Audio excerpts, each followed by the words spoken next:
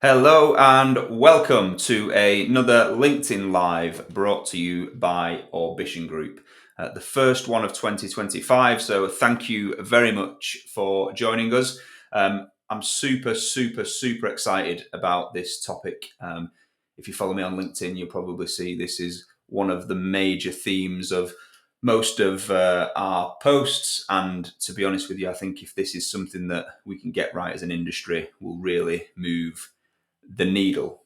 So, a bit of housekeeping. As always, the most important thing to us here is that this is a very interactive session. So, I'm sure there's a ton of questions that you've got. Please make sure that you get them in as we're going through. I'll try to fit the questions in where most applicable, and hopefully, we get through the large majority of them. If there are questions that unfortunately don't get answered for any reason, we'll try to come back to you separately at the end, whatever the case may be, and get as many of them covered as possible. So without further ado, I'd love to bring up to the stage the one and only Mr. Peter Everill.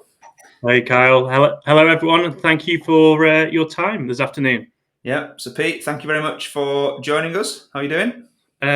Doing slightly nervous, but looking forward to giving this a go. So if anyone's got any questions, welcome them, but go easy on me, will you? I'll try, obviously, yeah. So as always, we'll make this really conversational, hopefully a bit of fun and really engaging. As I said just a second ago, I personally think this is the topic. If we can get this right and somehow kind of integrate it into the mindset and behaviors of how we operate as an industry, then this is the thing that moves the needle forward and stops all this kind of naysaying of there is no value. Companies don't get value, and all that conversation that we keep, unfortunately, landing back at. So, Pete, before we kind of jump into the meat of the topic, and I want to make sure that we spend most of our time on the meat of the topic because it's really powerful stuff. But just give us a bit of a brief introduction into you, your background, your journey today, and probably just a little bit of a hook into specifically as it relates to this topic, if you would. Yeah, okay, here goes. So, yeah, I'm a data leader or data product leader, focused specifically on improving the P&L performance of a business through the use of data. Emphasis on P&L because that is my passion, why I'm talking today. I've led teams to deliver over £100 million worth of P&L benefits annually, plus many more one-off benefits on top. I've worked in data for 20 years across 12 companies as a consultant and employee. My aim is for the CEO and everyone in a business to know exactly where they need to focus and what action to take to drive performance. And I'm hugely passionate about data because I think this is the USP of data. And my mission is to coach data in the business on how to do this. Yeah, absolutely. What I love about you, Pete, is that you're so you're so modest about this, right? And I know that we had a conversation offline where you kind of said when you first delivered kind of a talk on this topic, you were kind of expecting people to kind of say, "Yeah, obviously, like you're just doing your job," and in fact, that probably can't be further from the truth in reality. So I'm really looking forward to diving into this with you.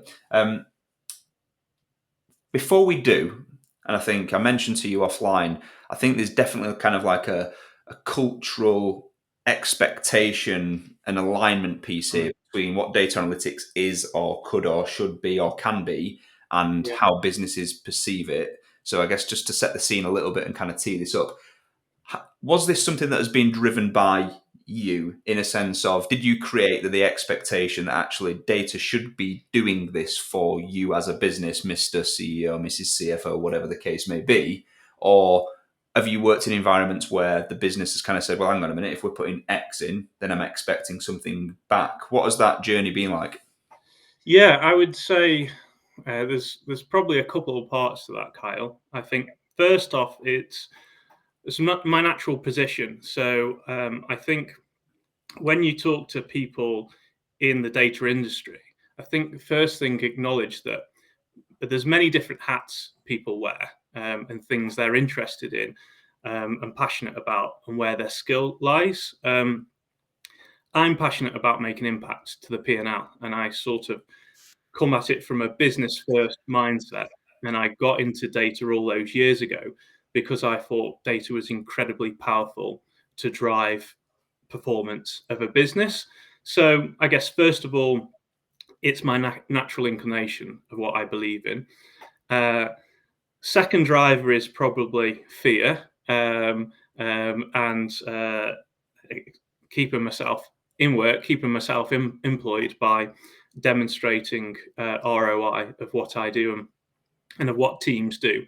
And I think, if you, no matter which sort of function of an organization you are in, to get further up that organization hierarchy, if that's your inclination, you have to be more and more focused about how you're driving a positive impact to P&L.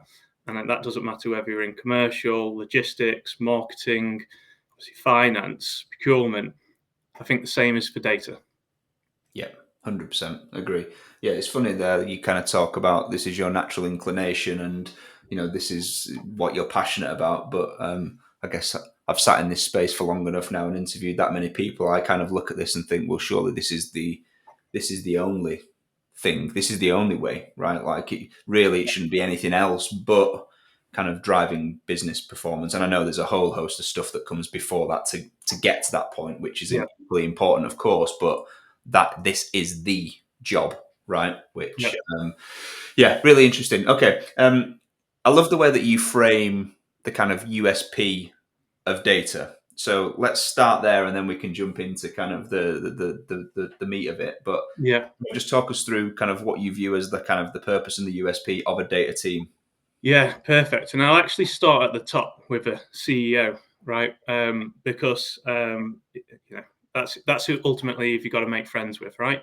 So if you think about a CEO's primary responsibility is return on capital employed for shareholders, growth of the business in some way. And there's two principal ways that they can do that. They can create new business, so acquisitions, launching new products, new markets, new geographies. That's the first way, and it's the less frequent way, and it's the most risky way. The second is they can drive performance improvement of their existing business, right? And that's something they can continually do. And I always think about a business in the simple context that it's a set of processes, right? You're looking to improve a set of processes. A process is a set of decisions and actions, and improvement of those decisions and actions leads to improvement of the business. And I look at then my role that I can play as a data person in this, and I think, well, what do experts do when they want to help someone improve performance? So I look outside of the data world to like a doctor, to a financial advisor, to a personal trainer, and they have two common traits that they're always looked on for, which is you go to all of them to improve performance, whether that's health, fitness, or finances. And they always come back with two things. They guide you on where to focus and what action to take.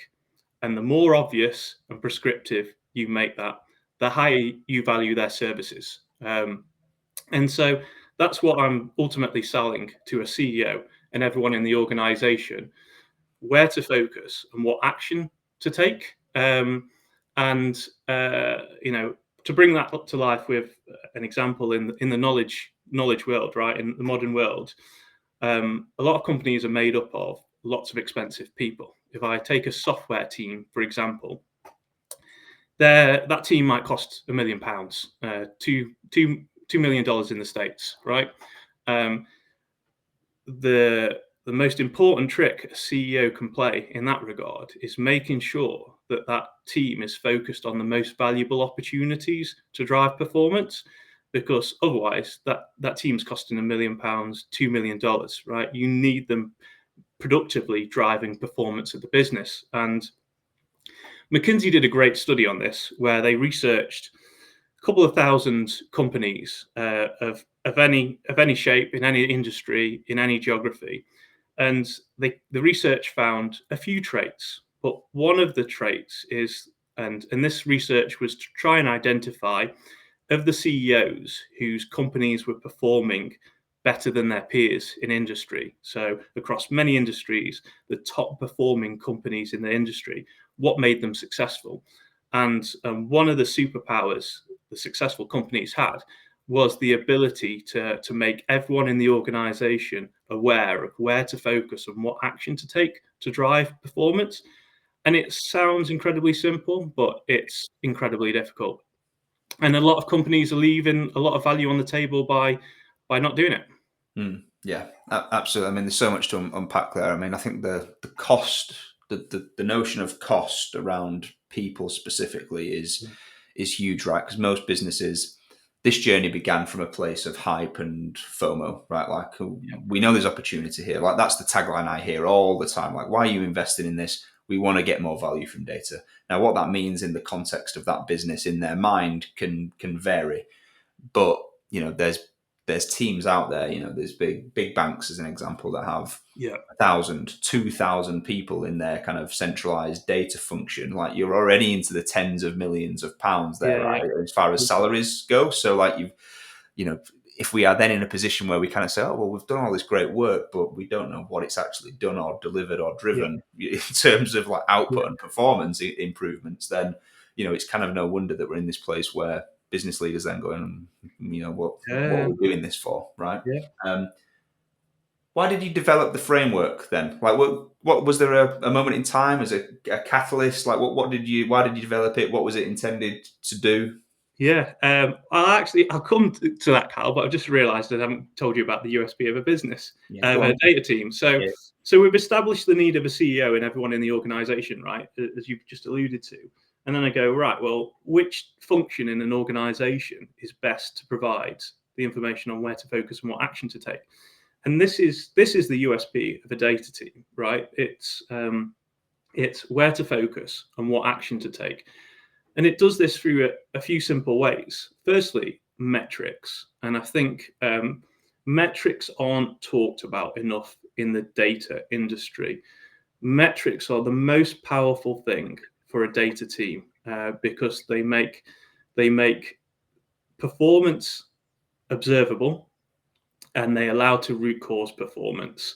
And if you look at, from my research, the companies that I would consider most data driven, I would actually say they're metric driven, and they utilize metrics much more than the rest of companies.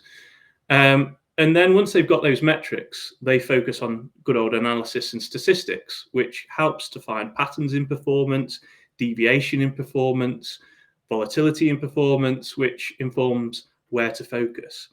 Statistics also inform what type of action to take. And I'll talk a bit later about the classification of types of actions, because actually, I think there's only 4 or 5 actions a business can take to improve performance, and you can identify them through analysis. And then third, finally, the only time I'll talk about tech is the pace, right? So tech can enable you to measure, analyze, and understand performance at such a rapid scale that's where it becomes powerful. And then the other part about data is it's an objective truth seeker, right? So, humans are all well intentioned, but they will have bias in them. Now, data will have bias in it, but its intention is to be much more objective. And through the good use of measurement and analysis, can provide a level of objectivity that no other function in the organization can. So,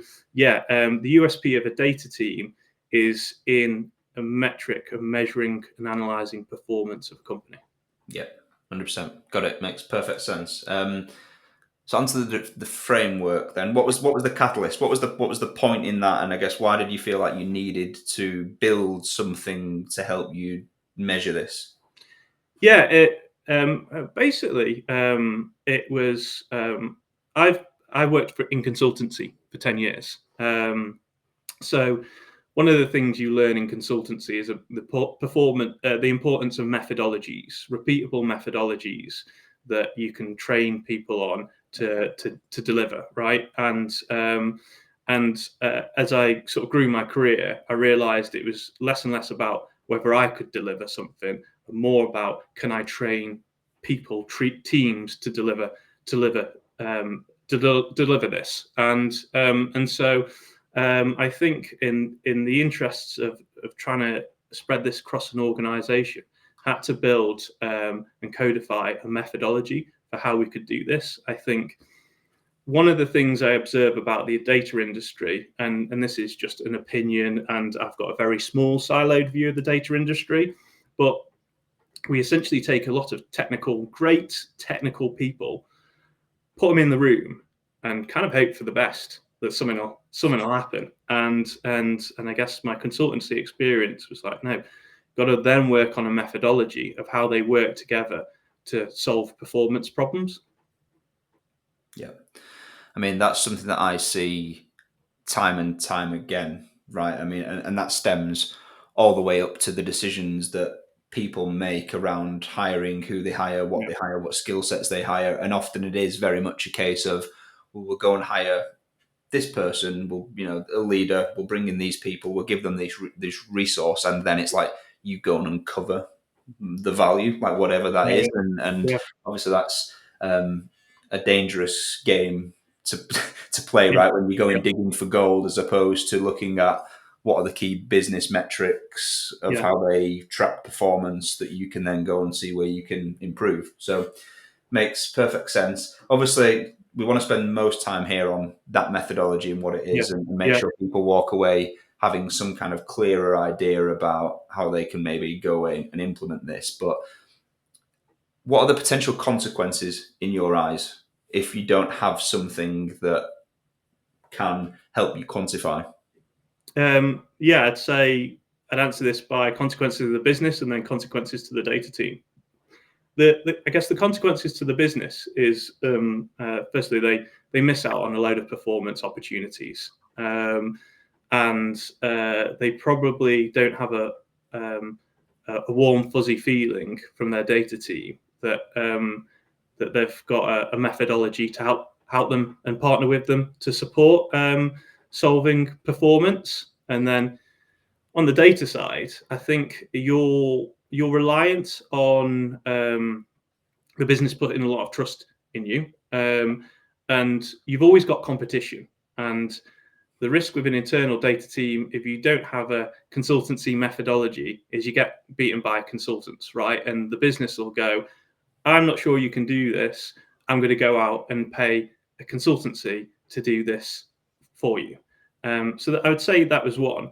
And then the other thing is you're reliant on the data literacy of people in the organization. Now, improving data literacy is something I wholeheartedly support, and I think is a valuable exercise. But actually, I always say I don't want the business people to be too fussed about data literacy. It's not what they're paid for. I want the business people to be really clear on their business problems, and I'll work out the data literacy and what needs to be done. So I think, the benefits of this methodology is to the data teams is they get to make impact, they get to work on higher value pieces of work, and if they've got a methodology that they can explain to stakeholders, they spend less time explaining their methodology and more time actually doing the work. Yeah, 100%. I mean, the amount of conversations I have, Pete, that comes down. We talk about data literacy a lot, right? And I think it's about getting that balance right between, yes, there needs to be some kind of education and upskilling about the importance of data and what it could or should be doing for a business, and how businesses can do that for sure. But I think you're right. There is a huge element of making data analytics teams more business literate to focus on the right metrics. I can see some of the comments on the right hand side here that are talking about, it's not that data teams aren't focused on metrics; they're often focused on the wrong metrics, which is a very fair thing to say. We can see some questions coming in, so as they start to build up, we'll try to get those answered. Who's this for, Pete? So before we jump into the actual meat of the methodology, who is this for? Is this for the CDO the data team in its entirety? Is it for the business, in quotation marks? Like, who is this framework for, and who will get the most use out of it, I guess?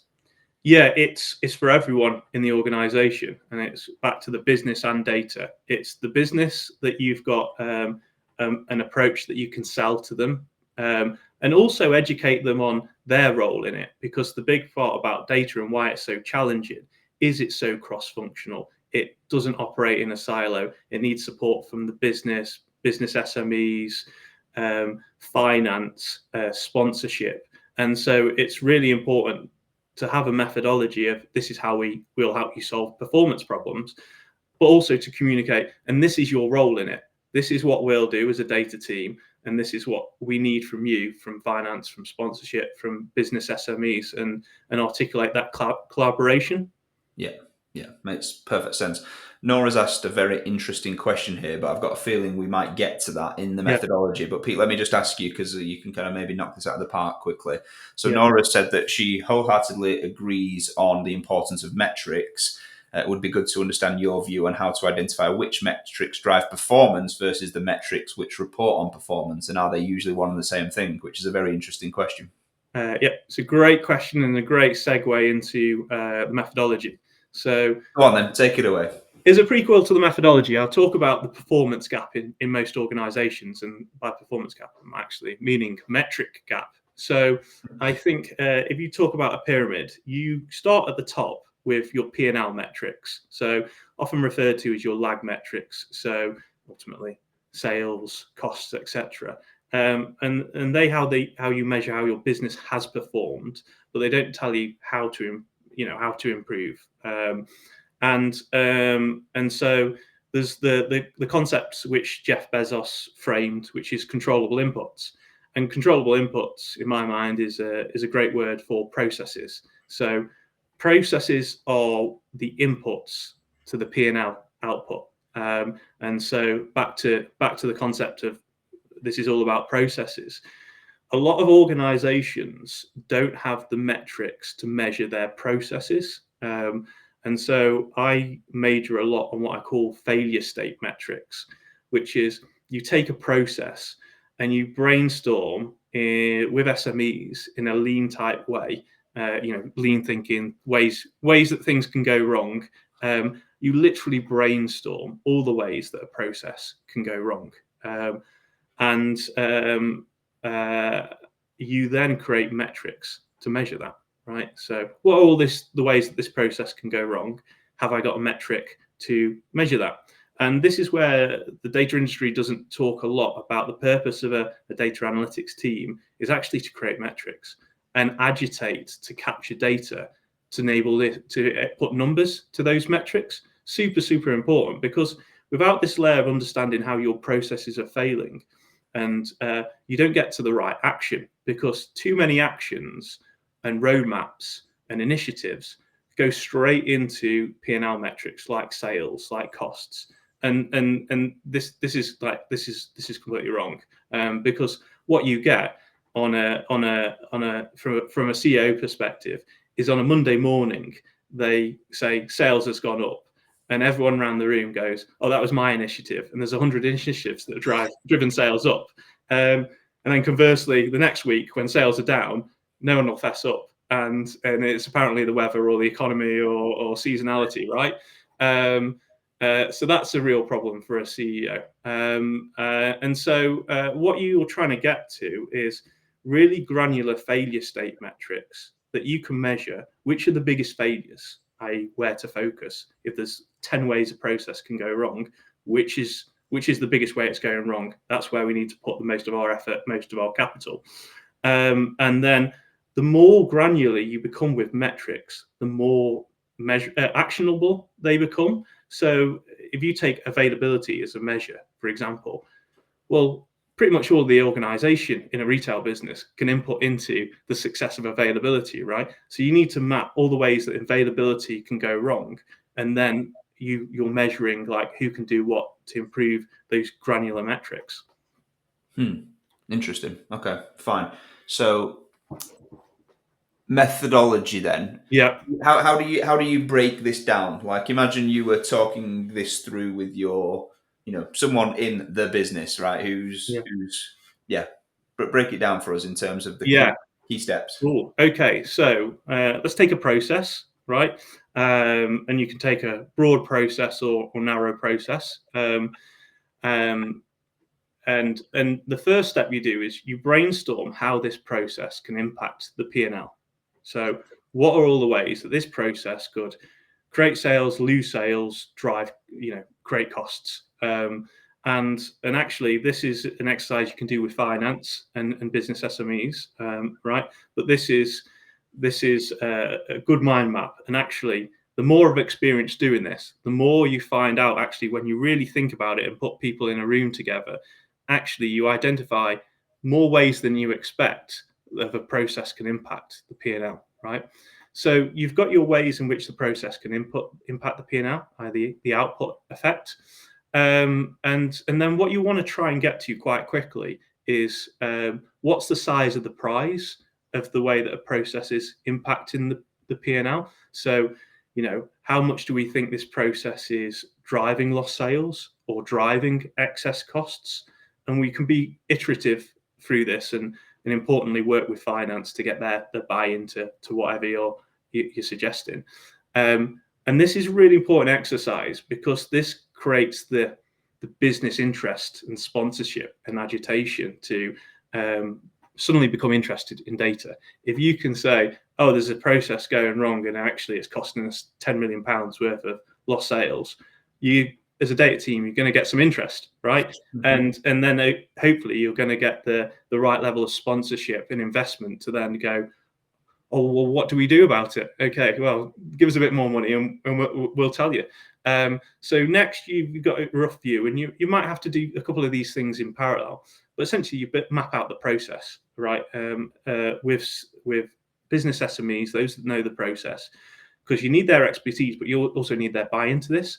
And like I say, you map out, you create the metrics, design and create the metrics, failure states, what I call them, to measure how that process can go wrong.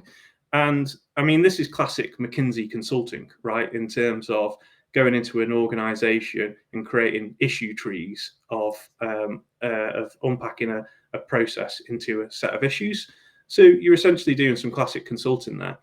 And then what you're wanting to do is we're jumping ahead a bit to say you've got the metrics designed, measured, and you've got data for them, is to get do some good old statistical analysis of the performance of that those process and those metrics, because this helps inform types of action, which I'll come on to, but it also helps you identify if this is a silver bullet or actually quite a few things going wrong. So is this a particular product, particular store, particular market, particular geography going on, or actually is it all sorts of those things actually in randomly any given day or any given time of the year? Because again, that helps show the importance of breaking it down into lots of sub issues that each need addressing. Because I guess as organizations mature, you're finding less and less silver bullets, right? There's no obvious answer. And it's actually turns out it's 100 micro answers that you've got to work on all.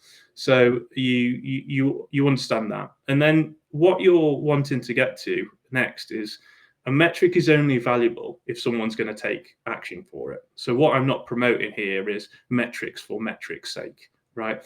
You ultimately want to go to, well, this is a metric if something goes wrong. Based on our organizational design, which role in the organization would be responsible for that? And engaging with them, onboarding them and going, okay, what can you do about that? And what's the feasibility of you being able to do something about that?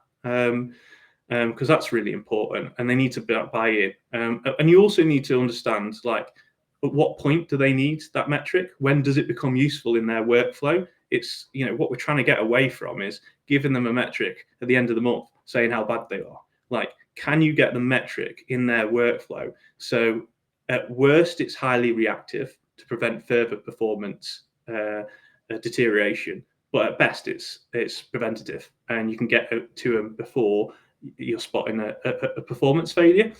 And then I talk about type of actions, and I guess from reviewing like all the ways I think performance can go wrong, it's often that there's a handful of types of actions that you can take. So all these different use cases of what can you do to improve a metric often fall in a set of things, which is, and this is informed by the statistics, it's exception. So this has gone wrong by exception.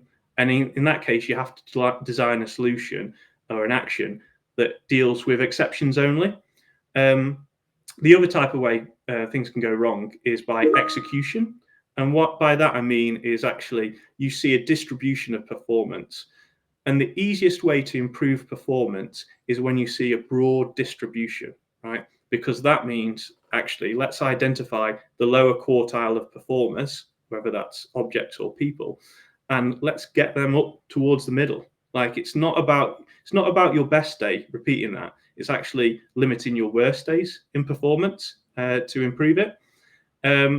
And then the third way in which understanding performance is really important is if the distribution of performance is really tight, then actually that means you might need to actually rethink the entire process, because kind of everyone's doing it wrong, or every product's doing it wrong, or etc. So that would go, okay, we need something a bit more wholesale. The fourth example is policies, where you're making a decision on a policy, like should we do this, should we do this, how much should we allocate to labor, what will that give us in extra sales, as an example.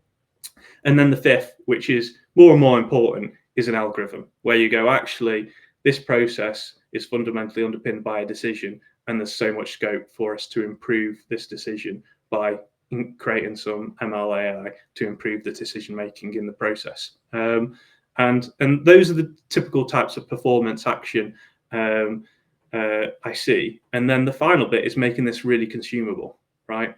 And so it's no good to go and all to this trouble unless you make it really obvious. Back to the doctor analogy of where to focus and what action to take. And this isn't about reams and reams of dashboards. This is actually getting more and more towards what's the prescriptive action. So actually do this and this will happen. And then you can bring in interesting things wider than data, like the 4 laws of behavior change, which can you monetize that? So if they were to take that action, how much would that improve performance back up to the P&L? And then you can use gamification. So they've followed your actions previously. How much have they helped save the company or increase sales? And that's really important, because my big thing about metrics is the cultural adoption of it. They aren't intended to be a stick. They're intended to be a carrot. People want to be engaged and see what impact positive they can drive to the P&L. So actually, that's what you want to get down to, is how you link the P&L impact down to those failure states with a prescriptive action to be like, do this and this will improve. Just like a doctor will say, stop drinking, your liver will improve, or whatever. I don't know. It's dry January. Looking forward to February. And that's the methodology. Yep. Perfect. Okay, cool. There's a ton of questions stacking up. But just before I forget, I want to touch on something. So obviously this is really geared around process, looking at how you can improve process and all the ways that processes can fall down or fall over or whatever, creating the metrics that tell you the performance of those processes, basically. And then it all works from there. I guess for people listening to this that are thinking, okay, that I followed that methodology, I've got a rough idea of how that could work. What's the starting point as it relates to which kind of P&L outputs that you focus on? Is there anything there that you can give us in terms of what's important and where to start? Because I imagine that that's one of those things that you could look at everything across the business, right? I presume you're going to tell me it needs to be aligned to business goals and strategy and so on and so forth. Yeah, so it applies to heavily process based, also customer journeys. So digital organizations and customer journey funnels can apply this in the same way. So sort of talk about processes and customer journeys interchangeably. What to look for? I guess keys to look for is firstly where you'll think you'll get sponsorship, right? Someone who's going to be interested in understanding performance in an objective way, right? Because I guess this shines a light on performance. And truth be told, not everyone wants that. So you need a sponsor that actually wants to be data driven, and even if that means it's telling them how they're actually not helping performance of the company. So which whittles down your people quite quickly. So that would be one. I think the second one is, where processes cross multiple teams. So maybe multiple divisions, multiple teams. And what that means is there's probably not an obvious silver bullet to what the problem is, like hypothesis led. Okay, there's only so many things that can go wrong. It's probably this one, right? That's still where hypothesis has a lot of value. So you're looking actually where there potentially a number of root causes across a number of teams, and it isn't obvious which ones are going to be the biggest root causes and which teams need to do the most action. And then ultimately, you have got to get the data to be able to do all of this. So ideally starting in places that might mean you're not working on the processes that might be the most valuable, but you need to get some wins on the belt to gain momentum and get buy-in. So you might factor in some processes which maybe don't have the biggest P&L impact. So, but where the data exists, so you can start working with this and get some wins. Yeah, so the quick wins there becomes about proving the methodology as a concept that can work, and then that can be applied to potentially bigger and better things. And you've got to factor in who you're doing that work with as far as sponsorship goes, and do you have access and the right condition of data to tackle that particular use case, I guess. Makes perfect sense. Let's try and knock some of these questions out, Pete, if we can. So John Cook has asked, how do you've kind of touched upon this a little bit, but how do you get senior management on board with measurement when they may be resistant to them kind of gut versus empirical, that whole debate? Yeah, you have to pick your sponsors. You have to do it with them. So it has to be a win-win, right? And you're not intending to expose them. You're wanting to get their buy-in up front, and essentially you have to still be a bit of a servant in all of this, and ultimately them to take the glory of look how they're improving the performance of their business. So I think that's important. And then ultimately get to a measurable opportunity size of prize as quickly as possible. The sooner you can get to that, the sooner you can get people's attention. Because as much as I love the methodology, stakeholders aren't really interested in it. They want to know pounds as quickly as possible, and so you need to get to that as quickly as possible. Yeah. Nice, makes sense. German asked, one of the struggles is business process and availability of BPO and standard or unified processes. How is this represented in the metrics/KPIs that affect the data side? Yeah, this is a big problem, or a time-consuming part, right? So in any of the organisations I've worked across, because I guess what I'm talking about is representative of a whole bunch of organisations, not an individual one. Any of the organisations I've worked across, you'd love it for there to be some process maps already existing, and 99 times out of 100 there isn't. So in that root causing, actually, you're having to spend time investing in actually working with people to build out the process maps. And that's, again, not something you typically see on a job spec of a data person, creating metrics, creating business process maps. But unfortunately, it's kind of like, it's rare this day and age. You still have business processing mapping teams in an organization. So you kind of have to do it yourself. And this is where ultimately, if you've got that size of the prize beforehand, you can leverage that to say, there's a big size of the prize here, it's £10 million, whatever, but it's going to take us now a bit of time to go off and process map that, and maybe even you'll get some support to do that, because stakeholders will be quick to want to get to the answer. Yeah, makes sense. John has asked or said, he works predominantly with SMEs at the lower end and micro businesses. They often do not have even a simple data policy in place. They suffer from, this is the way we've always done it. What is the key takeaway to encourage them on the value of data and analytics? Oh, that's a good question, John. But but ultimately it comes back to getting metrics that people can action to drive P&L and performance, and often in the pitch of this, you're saying this could make you look better because you're going to be able to demonstrate and show how what you're doing is actually making a positive impact to the P&L. So sort of the sales pitch of all of this is something I'm still working on, and sort of doesn't come naturally to people in data analytics. So, but yeah, that would be my view so far. Yeah.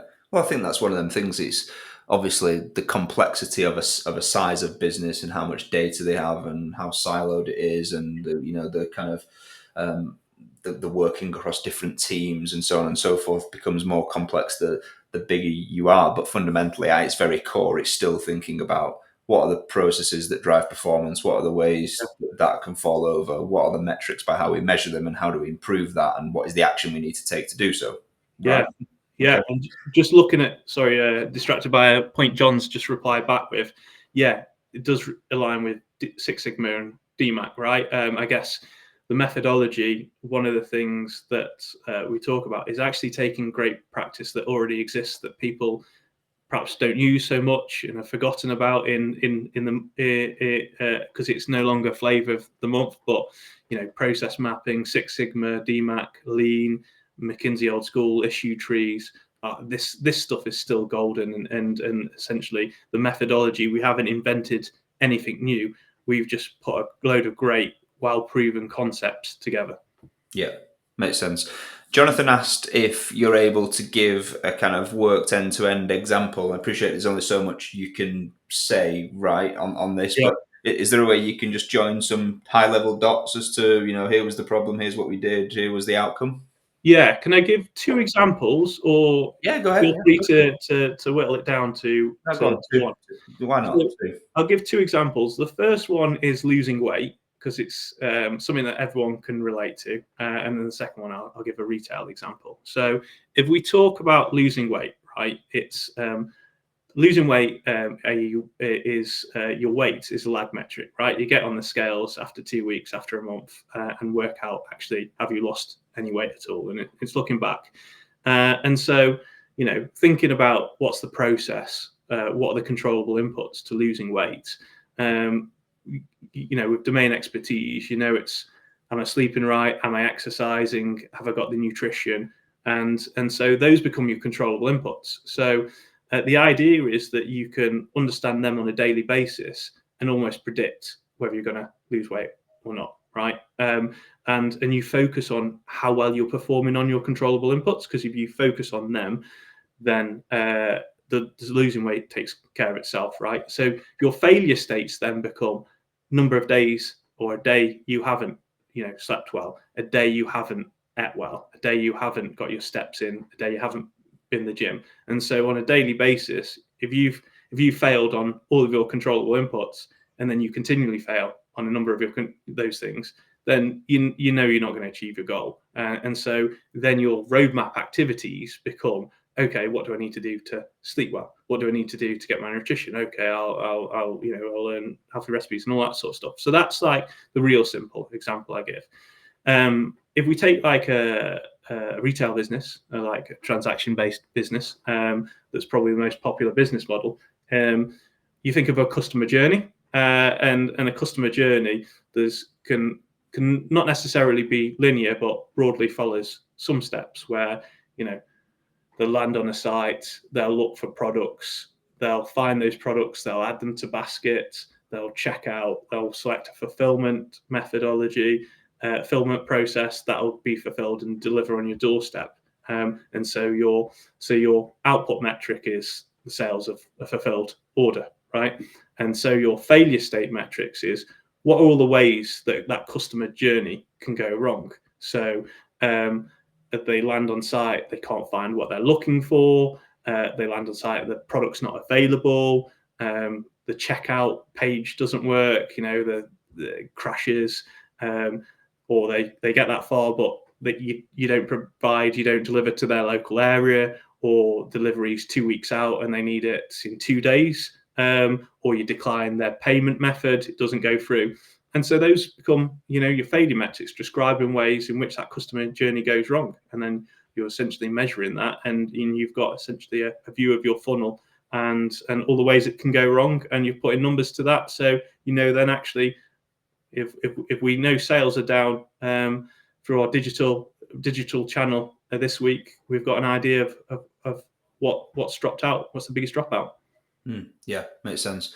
And then the work becomes around, well, how do we fix it? Which is the thing it's most likely to be? And if we fix that problem, it doesn't happen again, then we can predict an uplift in X. If we do Y. Okay. So if we've got £1 million to spend on improving our digital customer journey, where do we spend that £1 million? Yeah, makes perfect sense. Andreas has asked, or said and then asked, this is very much top-down value. It would require a lot of cooperation between the CDO, CFO, and COO. They have to agree on the process, the impact, and the current way the organization is working. How do you support the creation of new value and transformation? Ooh, not quite sure on that, but I guess so I'll give an answer and feel free to be more specific. So it does require support. I think I've got experience of doing it actually not fully top down. So you can go in at the process, and at the process level, actually, you can have operational or lower management level people, the ones that are executing the process. So you can have the exercise that can be your in. So you don't necessarily have to start top down. You can go in at the process level and go, how do we think this process is performing and what's going wrong, and then work your way back up to put a value on that when you think there's an opportunity that the process is going wrong. So you can do it that way. The way I'm keen to potentially go up first is because you get that sponsorship, and you get that buy-in and support you need. But yeah, I think for understanding the P&L impact, you do need finance input, but actually at the process level, it's more operational management staff that are doing and executing the process. Yeah, nice.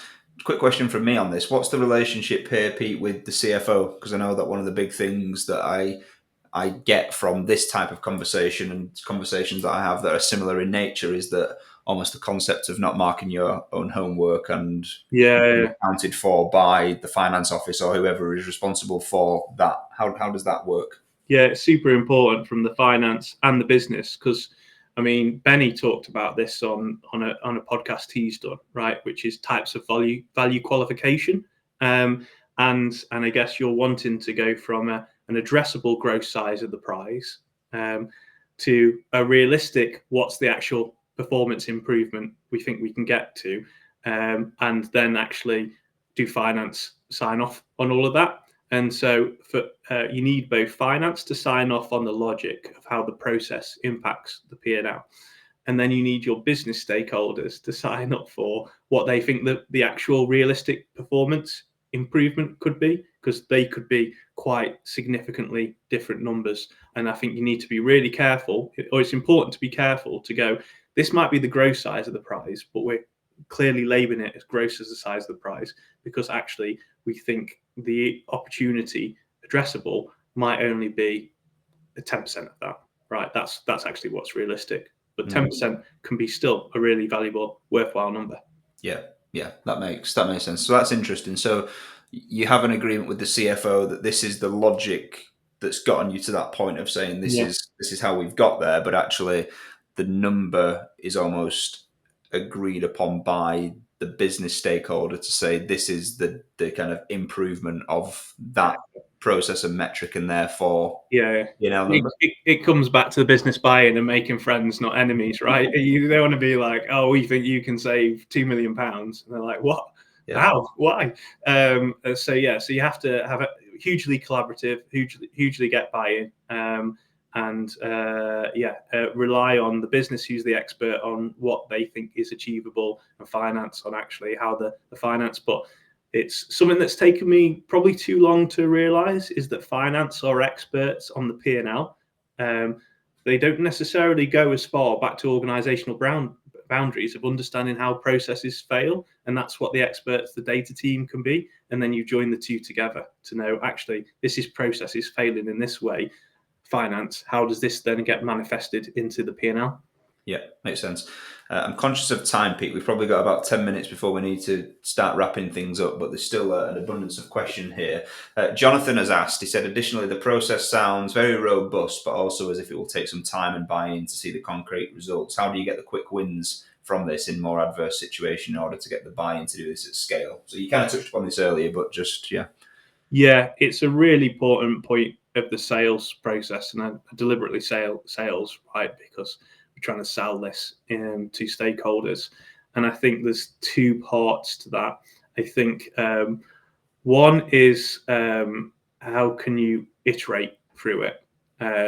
So, for example, I talked to getting a gross size of the prize to get some initial traction, and then get finance involved to then iterate on that to get a finance approved figure.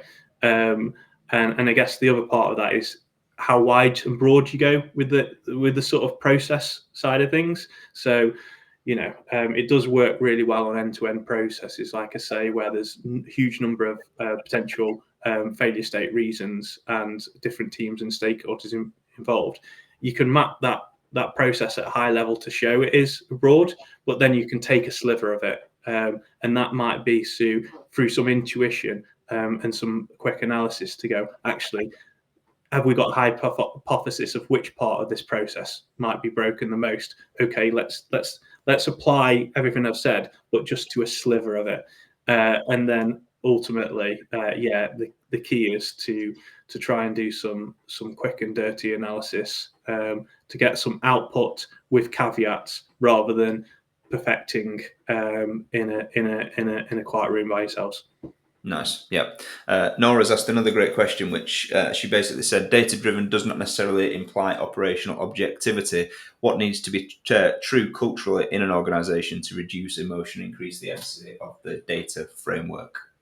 Oh yeah, I mean, this is a challenge, right? You are hoping to apply this to a part of the organization that's willing and open to be data driven, and almost what that means to be data driven is, and that means that they believe in the measurement, they believe in the data, they will wait for their action to based on what the measurement and the data says. And it's not to blindly 100% follow the data, because people's expertise is still important, and you need to still factor that in. But they need to be open to the fact that if the data tells them that their preconditioned thoughts of what might be going wrong is different to what they thought, they're willing and open to change their minds on that. And that's something perhaps you're testing conversations when you're qualifying where you might apply this to. Certainly in the early days, when you might not have wins under your belt, you want to go to an area that's going to get some buy-in to this, and then not resist actually utilizing this work. And then as you've got more case studies, in the same way a consultancy will sell, as you've got more case studies, then you're able to be a bit bolder and braver in terms of challenging areas that aren't willing to be data driven so much, but in a soft way, because it's like, this methodology's worked over here, so well, why wouldn't you adopt it? Yeah, makes sense.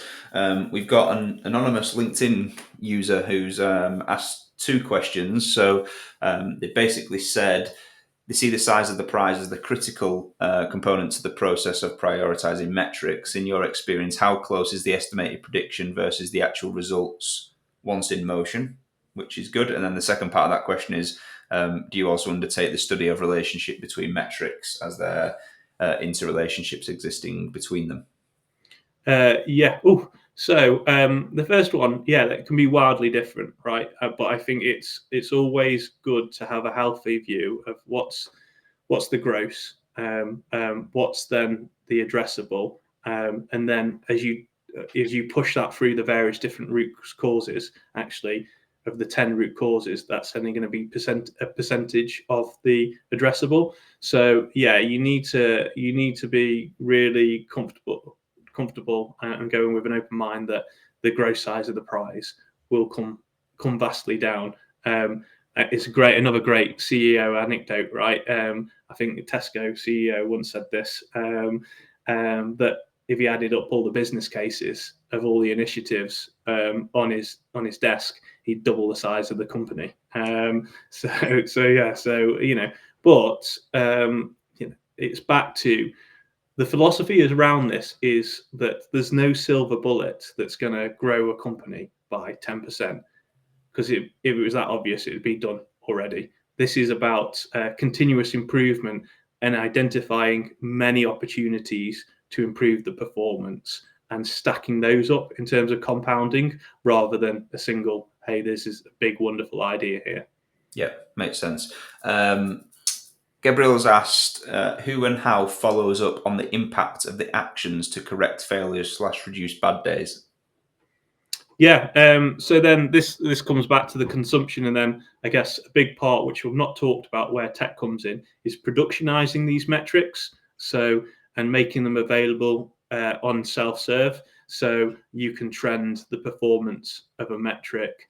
Again, you can use so you can see how it's performing over time, and then if you want, you can use use statistics and alerts to try and identify and spot rapid changes and declines in a metric, potentially within a particular subgroup. So the stock market does this well in 5-day moving averages, right?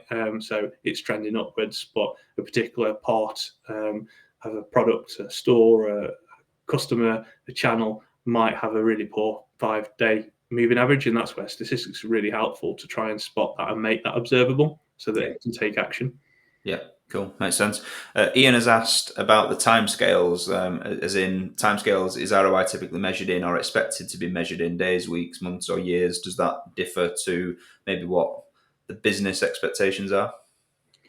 Yeah, so I guess ROI, it's a good question. Is this in the context of here's the size of the opportunity, how much have you spent making that opportunity visible through this process? And I guess if you have finance involved, most of finance, right, works in annual cycles. So ROI typically annually, right? And I guess that's a big part of, like, when you do algorithms, right? The first year's the most expensive in terms of the build, and then if it's something that, and again, continuous performance, if it's part of a process that's going to be continually long-lived, then as the years go on, provided that algorithm's still relevant, then it starts to increase its payback.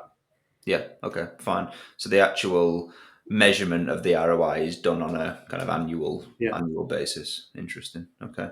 Andreas has followed up and said, when you talk about data and metrics, do you mean that the data team should focus on better analytical systems and metrics, or should they try to get better process tools to get better performance?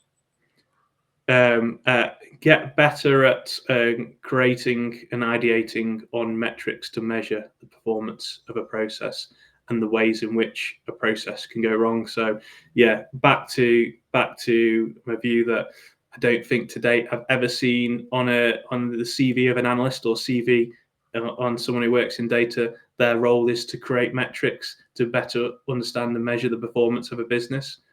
Never seen that in 20 years, but that's what they should be doing. Yep, cool. Conscious of time, Peter, have you got a few more minutes? We'll try and get these questions. Yeah, go on then. Yeah. So Nick has asked if he's basically said he's curious if you've used any LLM tools recently to help with any parts of this process. I knew we wouldn't get through this whole thing without mentioning LLM. I mean, this is where I might call in the help of John Cock in the future, who's ChatGPT John, as I like to call it. Him. No, I mean, at the moment, like a lot of the ways that we've identifying performance of a process has been in mapping the process, whether it's linear or if it's a number of processes that are going on at the same time, then using sort of more just rules-based logic to identify, okay, if there's 5 processes happening at the same time, which is the one that's broken it. So not at the moment, but I guess that also leads to having all your data available and an ability to sort of mine it. But at the moment, no, we don't use LLMs. Yeah, okay, makes sense. Final 2 questions then. So Natasha has asked, how do you manage ownership of metrics? I find there's often reluctance to be the owner or a lack of understanding of what ownership means. Yeah, 100%. So, I mean, this is the whole point where it's massively collaborative, right? And through the process, you're identifying the roles in the organization, the roles in the business, based on their roles and responsibilities that would own a metric, and that's really important, right? Because if you engage them back to, generally people are sort of are good natured and want to understand how they can drive and demonstrate that they're helping the business. But the more granular you make a metric, the more obvious it becomes which role would own it in the business, and it's more difficult to say, oh, that's not me, I shouldn't own that. So yeah, but ultimately you need a business owner for it. And again, back to monetizing a lot of this, the more you can put a value on stuff, the more it promotes the need and agitates action and ownership. Yeah, makes sense. Last question then. So Andrew Sharp has asked or said, is there an ideal number of key metrics to have? Too many could result in a lack of focus. Too few will oversimplify business drivers. Good question. So yeah, I mean, I've got a view on this. It might not be right, and I 100% get the sentiment of that, Andrew. But I think don't constrain yourself by the number of metrics. The number of metrics should represent the number of ways a business can go wrong, and the more actionable, the more granular you are with your data, the more it becomes valuable, because the more it becomes actionable. So yeah, there's probably somewhere in that an 80-20 rule where you can identify, the most valuable parts. So I get that. But also to counter that, the importance of metrics trees. And this is something, again, the industry doesn't talk about enough, but people are often overwhelmed saying there's too many metrics already. And that's because a lot of the metrics aren't structured in a sort of drill down taxonomy, root and branches. And because they're not organized in that way, it's not easy to follow how the metrics follow it and link to one another. And the other point is, if you're being really granular with your metrics, actually you're granular with your ownership. And it soon becomes clear that perhaps in a role, there might be a limited number of metrics any given role in an organization can actually action. And that's the point. We're only giving metrics to people that they can really action. And so the more granular you can be, the more you find actually someone says they want 20 metrics in a dashboard. You start asking them, okay, are those 20 metrics, how many can they action in their role and responsibility? And you find out not many of them. They just want to know about them. And it's like, okay, well, let's give you the metrics, the 5 metrics that you can really action. Yeah, makes perfect sense. So to wrap up then, Pete, what I'm keen to do is, if there are people out there that are listening to this, and obviously there a lot are because a lot of questions have come in, are there any final considerations? Like what are the hints and tips and maybe tricks that if someone's at the start of this journey or thinking about this, maybe going away thinking about putting some thought into how this applies to the context of their role and their business, what things would you urge them to consider? Firstly, that this is hard. So good effort on having the appetite to even start. So yeah, it is hard, right? And I guess this is why I'm finding loads and loads of people aren't doing it, right? But I guess I would say start small. Pick somewhere that you have got good relationships with, potentially where you've got a sponsor, a domain area that you're familiar with. And get some wins under the table. Don't think what's the biggest issue on the P&L, and I'll start there. Start actually with, okay, I want to get a win under the table and get some confidence in how we do this, and then look to grow, scale, and appetite to tackle harder ones. Yeah, cool. I think we come up with a POMS, proof of methodology. There Yeah. we go. I also understand there's an article coming out or some kind of editorial piece that you're going to pull all of your thoughts into written format. So Yeah. give us the high level, when that will be, what that will consist of, where people can find it. Yeah, really exciting. So we're looking to me and a co-creator on this, not to co-creators. This is not all my brain work. Yeah, we're looking to. I mean, the more we talk about this, the more that we're identifying that there's actually a real need for this. That we think we've got a repeatable methodology that solves a common problem. So yeah, we're in the process of speaking to a few sort of publishing organisations with an article. No set date at the moment, but yeah, I'm sure we'll let people know as and when that happens. Cool, fine, excellent, sounds good. Well, Pete, thank you so much for your time. Sorry we've ran over ever so slightly, but as I did think would be the case, a topic that obviously is top of mind for a lot of people. So we appreciate your time. Thanks to the audience for all your questions and for tuning in. And we'll see you again next time.